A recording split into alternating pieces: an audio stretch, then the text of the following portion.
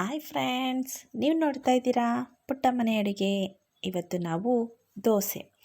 ದಿಢೀರಂತ ಮನೆಗೆ ಯಾರಾದರೂ ನೆಂಟರು ಬಂದರು, ಇಲ್ಲ ಮಕ್ಕಳುಗಳು ಬಂದರು. ಮಕ್ಕಳಿಗೆ ಈ ದೋಸೆ ಇಡ್ಲಿ ಎಲ್ಲ ತುಂಬ ಇಷ್ಟಪಟ್ಟು ಸ್ವಲ್ಪನಾದರೂ ತಿಂತಾರೆ.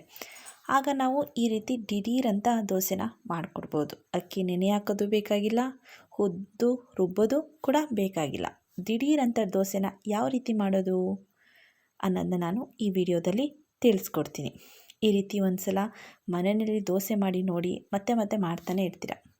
ಬೆಳಿಗ್ಗೆ ತಿಂಡಿಗೆ, ಮಕ್ಕಳು ಬಾಕ್ಸ್ಗೆ ಅದ್ಭುತವಾದಂತಹ ತಿಂಡಿ ಅಂತಲೇ ಹೇಳ್ಬೋದು.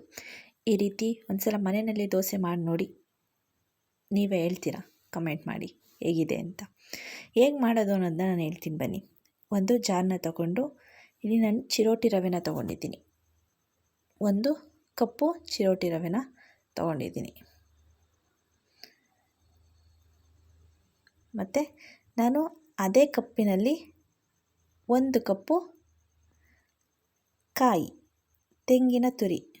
ತೆಂಗಿನಕಾಯಿಯನ್ನು ನಾನು ತೊಗೊಂಡಿದ್ದೀನಿ. ಯಾವ ಕಪ್ನಲ್ಲಿ ನಾನು ರವೆನ ತೊಗೊಂಡನೋ ಅದೇ ಕಪ್ನಲ್ಲಿ ತೆಂಗಿನಕಾಯಿ ತುರಿನ ತೊಗೊಂಡಿದ್ದೀನಿ. ಈಗ ನೆಕ್ಸ್ಟು ನಾವು ಅದೇ ಕಪ್ಪಲ್ಲಿ 1 ಕಪ್ಪು ಮೊಸರು, ಹುಳಿ ಮೊಸರಾದರೂ ಚೆನ್ನಾಗಿರುತ್ತೆ, ಏನು ತೊಂದರೆ ಇಲ್ಲ, ಹಾಕ್ಕೋಬೋದು. 1 ಕಪ್ಪು ಮೊಸರನ್ನ ಹಾಕ್ಕೊಂಡು ಸ್ವಲ್ಪ ನೀರನ್ನು ಮಿಕ್ಸ್ ಮಾಡ್ಕೋಬೇಕು. ಯಾಕೆಂದರೆ ರವೆ ಹಾಕ್ಕೊಂಡಿರ್ತೀವಲ್ವ, ಹಾಗಾಗಿ ಒಂದು ಸ್ವಲ್ಪ ನೀರನ್ನು ಮಿಕ್ಸ್ ಮಾಡಿಕೊಂಡು ಈಗಲೇ ನಾವು ರುಚಿಗೆ ತಕ್ಕಷ್ಟು ಉಪ್ಪನ್ನು ಹಾಕ್ಕೋಬೇಕಾಗುತ್ತೆ.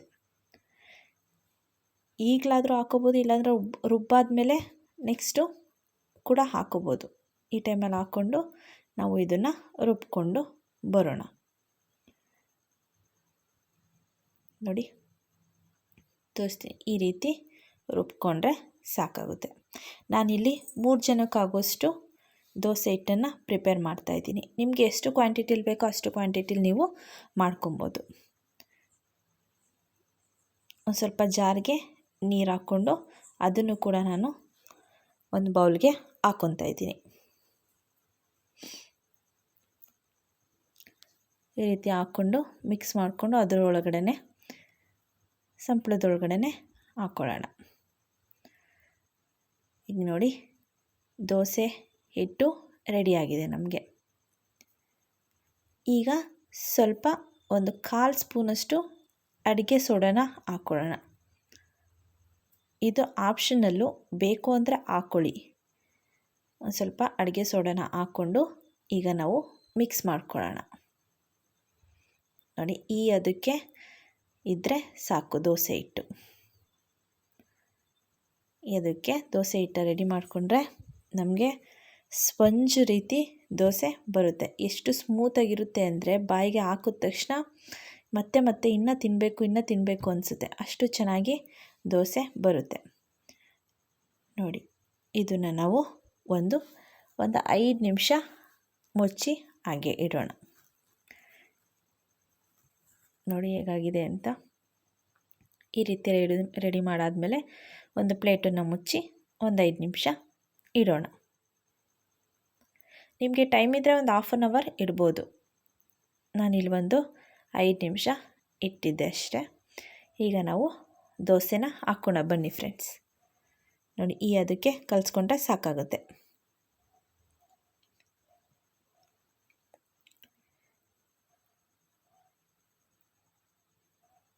ಈಗ ನಾವು ಒಂದು ತವನ ಇಡೋಣ. ನೋಡಿ, ಆ ತವನ ಕಾಯೋದಕ್ಕೆ ಇಟ್ಟು ಕಾದ್ಮೇಲೆ ನಾವು ಈ ರೀತಿ ದೋಸೆನ ನೋಡ್ತಾ ಇರ್ಬೋದು ಎಷ್ಟು ಚೆನ್ನಾಗಿ ಬರ್ತಾ ಇದೆ ಅಂತ. ತುಂಬ ಚೆನ್ನಾಗಿರುತ್ತೆ, ಟೇಸ್ಟಿಯಾಗಿರುತ್ತೆ, ಮಕ್ಕಳು ಕೂಡ ಇಷ್ಟಪಟ್ಟು ತಿಂತಾರೆ. ಸ್ವಲ್ಪ ಎಣ್ಣೆನ ಹಾಕ್ಕೊಂಡು ಬೇಯಿಸ್ಕೊಳ್ಳೋಣ.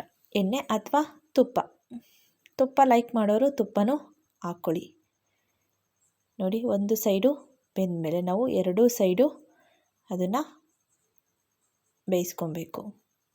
ನೋಡಿ ಕಲರೆಲ್ಲ ಹೇಗೆ ಬಂದಿದೆ ಅಂತ, ಹೋಟೆಲ್ ಸ್ಟೈಲಲ್ಲೇ ಇರುತ್ತೆ, ತುಂಬ ಚೆನ್ನಾಗಿರುತ್ತೆ. ಒಂದ್ಸಲ ಮನೆಯಲ್ಲಿ ಟ್ರೈ ಮಾಡಿ ನೋಡಿ ಫ್ರೆಂಡ್ಸ್.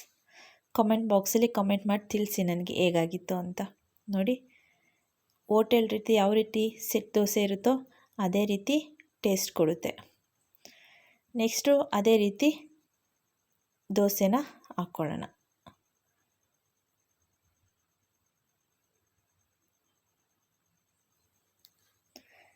ಹಾಕ್ಕೊಂಡು ಸ್ವಲ್ಪ ಎಣ್ಣೆನ ಹಾಕ್ಕೊಳ್ಳೋಣ.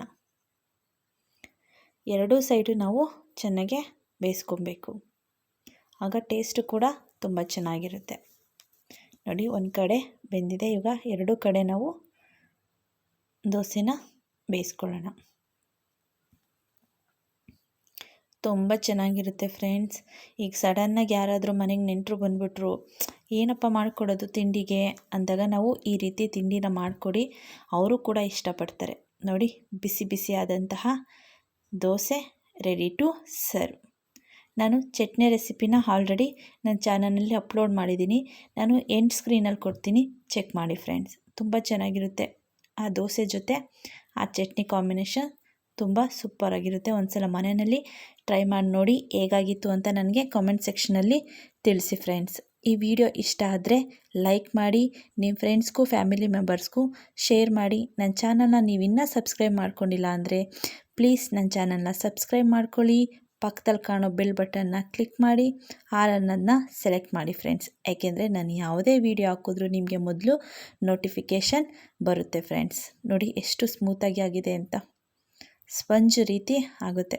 ತುಂಬ ಚೆನ್ನಾಗಿರುತ್ತೆ, ತುಂಬ ಟೇಸ್ಟಿಯಾಗಿರುತ್ತೆ. ಒಂದು ಸಲ ಮನೆಯಲ್ಲಿ ಟ್ರೈ ಮಾಡಿ ನೋಡಿ friends. Thank you for watching.